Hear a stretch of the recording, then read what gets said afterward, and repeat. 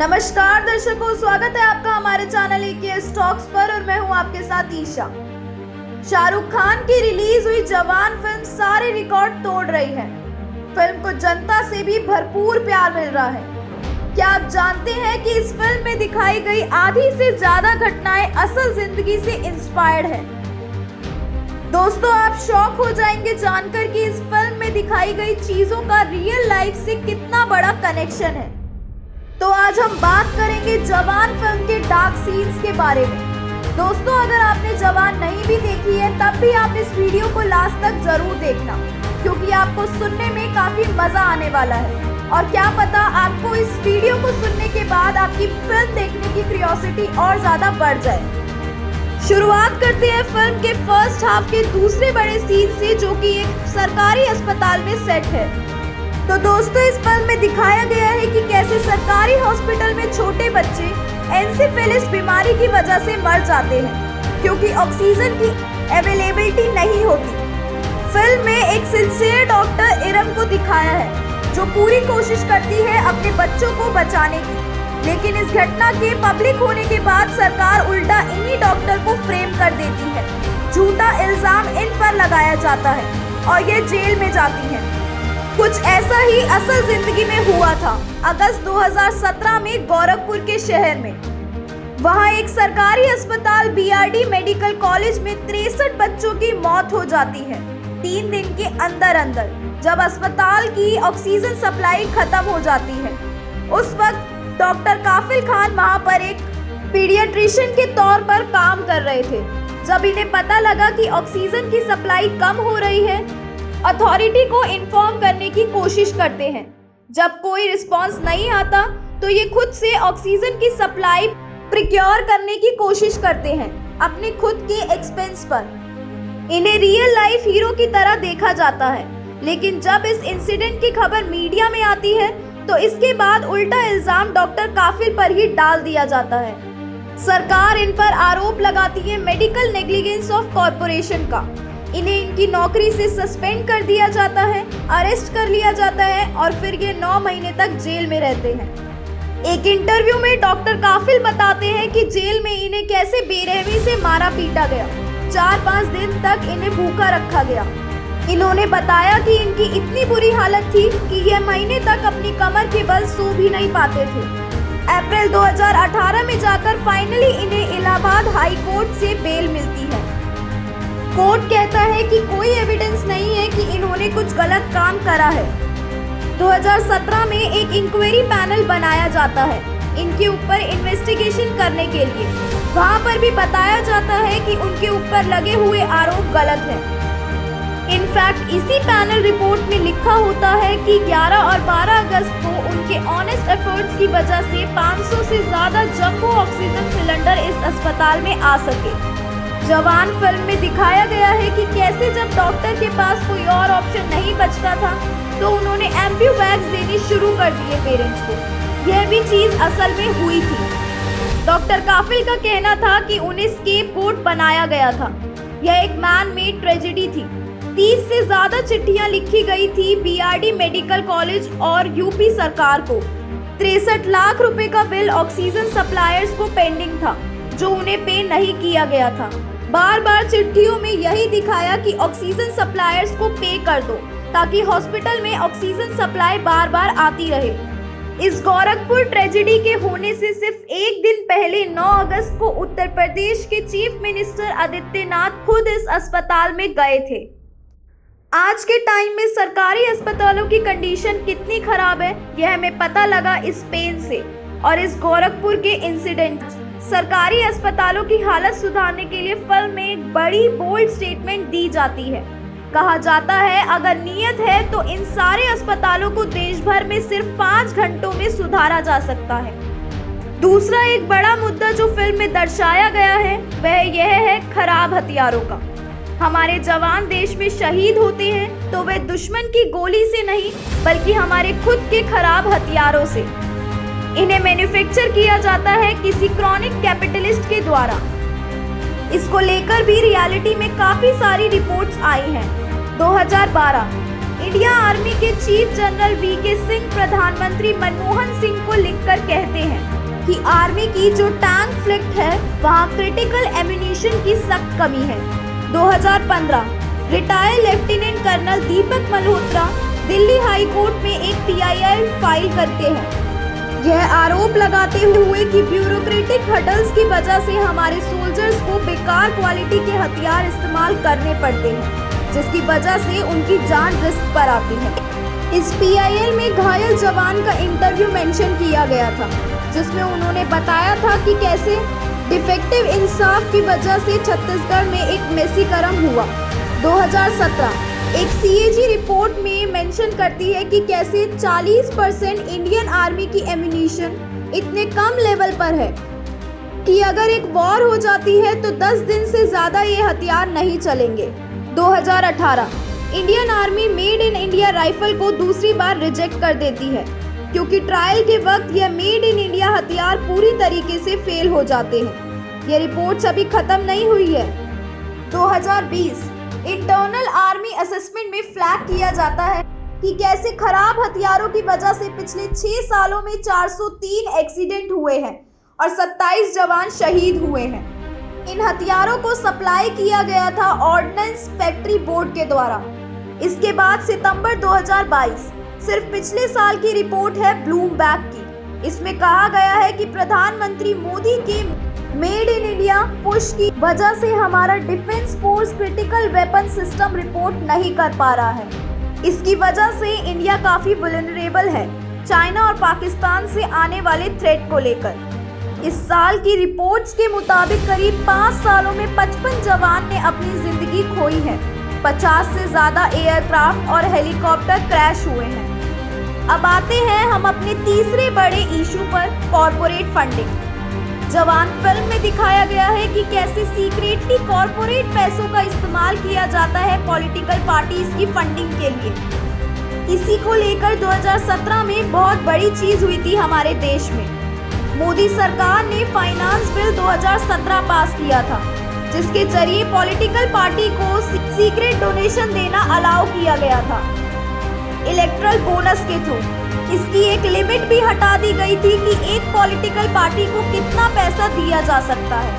आखिर कितना पैसा दिया गया, इस साल की जनवरी की एक रिपोर्ट आई जिसमें बताया कि भाजपा को 2018 और 2022 के बीच में 5270 करोड़ रुपए की फंडिंग मिली सीक्रेटली।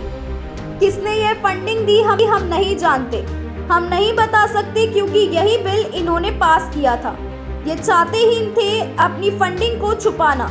इसी रिपोर्ट के अनुसार एक समय में कांग्रेस पार्टी ने 960 करोड़ रुपए की फंडिंग की। 2014 में नरेंद्र मोदी ने एक बड़ा वादा करा था कि स्विस बैंक को वे बड़े काले धन को देश में वापस लाएंगे। लेकिन यहाँ क्या किया इन्होंने कि जितना भी धन पार्टीज के पास आ रहा था सबको छुपा दिया। अब बीजेपी हो, कांग्रेस हो या कोई भी और पार्टी हो, जनता को पता ही नहीं चलता कि कौन इन्हें फंडिंग कर रहा है। हम बस अंदाजा लगा सकते हैं। एक और चीज यहाँ पर मेंशन है कि एक एक्सपेंडिचर लिमिट होती है कि एक कैंडिडेट अपनी पॉलिटिकल कैंपेन पर कितना पैसा खर्च कर सकता है। गिफ्टेड टू स्टेट डिपेंड करती है, लेकिन लोकसभा के इलेक्शन में ये लिमिट 75 लाख से लेकर 95 लाख तक थी। जवान फिल्म में दिखाया गया है कि फिल्म का विलन फॉरेन को बता रहा होता है कि कैसे भारत में वोटर को खरीदा जाता है। एक एक वोटर को 10,000 दो तो वह हमारी प्रेफर्ड पॉलिटिकल पार्टी के लिए वोट कर देते हैं। यह चीज़ फिल्म में गलत दिखाई गई है। 10,000 बहुत बड़ी रकम होती है। हमारे देश में हमें देखने को मिलता है कि वोटर्स कैसे 1 क्वार्टर विस्की, 1 किलो चिकन के लिए अपना वोट बेच देते हैं।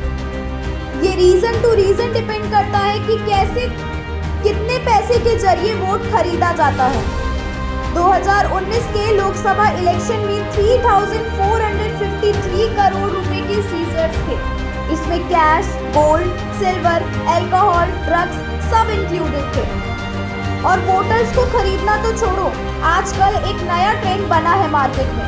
पॉलिटिकल पार्टी एमएलए को ही खरीद लेती है, मीडिया हाउस को ही खरीद लेती है। फिर फिल्म में मुद्दा उठाया जाता है देश के पर्यावरण को लेकर। कि कैसे इंडस्ट्रियल फैक्ट्रीज हमारे हवा और हमारे पानी को प्रदूषित कर रही हैं। जवान फिल्म में एक रेफरेंस देखने को मिलती है भोपाल गैस ट्रेजेडी की, जो दिसंबर 1984 में हुई थी। लेकिन बात सिर्फ एक इंसिडेंस की नहीं है, ये इतनी कॉमनली हो रही है कि आप एक गूगल सर्च करोगे तो आपको ढेरों आर्टिकल्स मिलेंगे। 2006 से शुरू करते हैं। छत्तीसगढ़ में आयरन और माइनिंग की वजह से 2 नदियों का पानी गंदा हो गया और 100 गांव जो नदियों के किनारे पर बसते थे, वहां रहने वाले गांव वालों को कॉन्टेमिनेटेड वाटर यूज करना पड़ा अपनी डेली जरूरतों के लिए। 2013 एक report centre for science and environment के द्वारा बताती है कि 80% इंडियन सीवेज अनट्रीटेड नदियों में बहाया जाता है। हजारों फैक्ट्रियां जो अनट्रीटेड सीवेज डंप कर रही हैं नदियों में। सितंबर 2018 Magsaysay award winner environmentalist Rajendra Singh कहते हैं कि सरकार का नमामि गंगे प्रोजेक्ट फेल रहा है। अक्टूबर 2018 जीडी अग्रवाल आईटीटी के पास आउट एक साधु बन जाते हैं। स्वामी ज्ञान स्वरूप सनातन गंगा नदी को बचाने के लिए ये एक फास्ट पर बैठते हैं। इनकी डिमांड ये होती है कि गंगा प्रोटेक्शन एक्ट ड्राफ्ट किया जाए सरकार द्वारा। एक टोटल बैन लगाया जाए क्वेरिंग और स्टोन क्रशिंग पर जो गंगा नदी के किनारे होती है। इन्होंने प्रधानमंत्री नरेंद्र मोदी को एक लेटर भी लिखा था, पर कोई जवाब नहीं आया। ये फास्ट पर 111 दिन तक बैठे रहे, जिसके बाद भूख के मारे इनकी मृत्यु हो गई। उसके बाद पीएम मोदी ने अपने कंडोलेंस एक्सप्रेस किए। नमामि गंगे प्रोजेक्ट का बजट था 200 करोड़ रुपए। उसकी डेडलाइन थी 2021। इस साल नमामि गंगे मिशन 2 अप्रूव किया गया। 22,500 करोड़ रुपए का बजट रखा गया और डेडलाइन बनाई गई 2026। मिनिस्टर ऑफ स्टेट ऑफ जल शक्ति ने क्लियरली राज्यसभा को बोला कि इस बार उनका मेन ऑब्जेक्टिव सिर्फ आउटडोर बाथिंग को वाटर क्वालिटी क्राइटेरिया बीट करना ही नहीं है। ये नहीं कि गंगा का पानी सिर्फ पीने लायक बन जाए, बस इतना साफ हो कि वो नहाने लायक भी बन जाए। वो कोशिश करेंगे कि ये 2026 तक हो पाए। एक्सपर्ट्स कहते हैं कि इसका ब्लेम सिर्फ फैक्ट्रीज और इंडस्ट्रीज पर जाता है। अप्रैल 2022 उत्तर प्रदेश के नोएडा में हिंदन रिवर का पानी इतना खराब है कि नहाने लायक भी नहीं है। सितंबर 2022 झारखंड की दामोदर नदी का पानी टॉक्सिक बन चुका है। लोग इस पानी को यूज करके बीमार पड़ रहे हैं। लोकल पावर स्टेशन और माइनिंग कंपनीज पैसा बचाने के लिए भारी पहाड़ियां ऐश की इस नदी में डंप कर रही हैं। 2023 सेंट्रल पोल्यूशन कंट्रोल बोर्ड का कहना है कि हरियाणा में 413 इंडस्ट्रीज हैं टोटल जो अनट्रीटेड वेस्ट अपना यमुना नदी में डिस्चार्ज कर रही हैं। पानीपत नंबर 1 पर आता है 181 पोल्यूटिंग फैक्ट्रीज के साथ। गुड़गांव नंबर 2 पर रहता है 100 से ज्यादा ऐसी फैक्ट्रीज के साथ।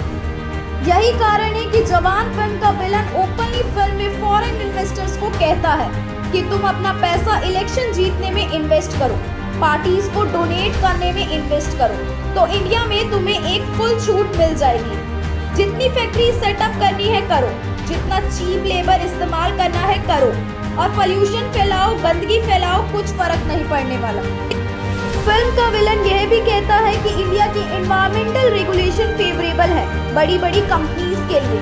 बाकी डेवलप्ड कंट्रीज में काफी रिस्ट्रिक्शंस होती हैं जो भारत में नहीं होती। फॉर एग्जांपल कई पेस्टिसाइड्स हैं जो बाकी देशों में बैन है, इंडिया में अलाउड है।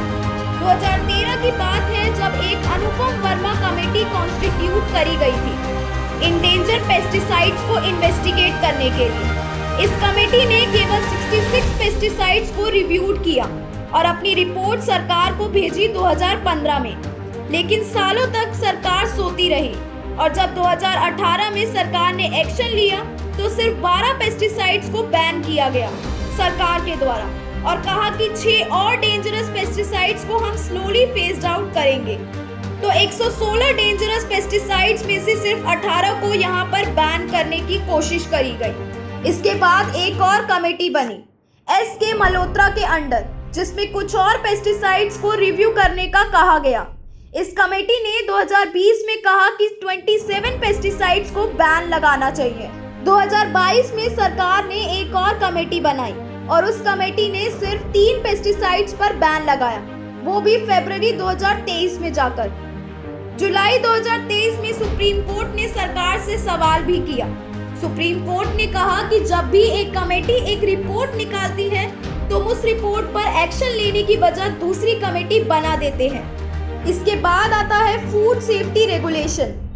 2017 की इस खबर को देखें तो एक्सपर्ट का कहना है कि इंडिया में पोल्ट्री फार्म्स एंटीबायोटिक का इस्तेमाल कर रहे हैं। इतनी भारी डोज में एंटीबायोटिक दी जा रही है मुर्गियों को कि ये एंटीबायोटिक रेजिस्टेंस इंसानों तक पहुंच रही है।